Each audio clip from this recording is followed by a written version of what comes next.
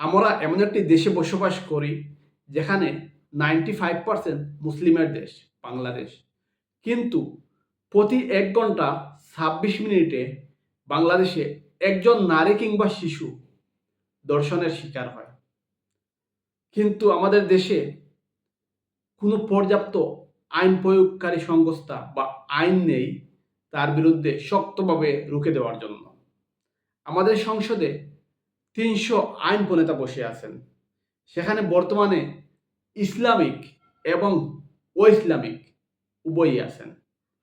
কিন্তু দুর্ভাগ্য এবং দুঃখজনক কথা হচ্ছে তারা একটি সিঙ্গেল ওয়ার্ডও কথা বলেন না, সিঙ্গেল ওয়ার্ডও ইউজ করেন না এই মহামারীর বিরুদ্ধে। যেখানে প্রতিদিন ২৪ ঘন্টায় ১৯ জন নারী ধর্ষণের শিকার হয়। সেখানে তারা অনেক গল্প বলেন, কবিতা বলেন, অনেক তেলবাজি করেন, কিন্তু একটি সিঙ্গেল ওয়ার্ডও ইউজ করেন না এই মহামারীর বিরুদ্ধে। করবেন কেন? হয়তোবা তাদের নাতি কিংবা মেয়ে, তাদের ফ্যামিলির কেউ হয় নাই তো, এজন্য করতেছেন না। যখন তাদের ফ্যামিলির কেউ এই মহামারীর আওতায় চলে আসবে, সেদিন তারা ঠিকই কথা বলবেন।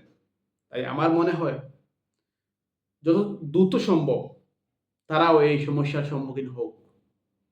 তাদের ফ্যামিলির মানুষগুলোও এই মহামারীর আওতায় আসুক। তখন তারা রিয়ালাইজ করতে পারবে এই মহামারী কত ভয়ঙ্কর মহামারী।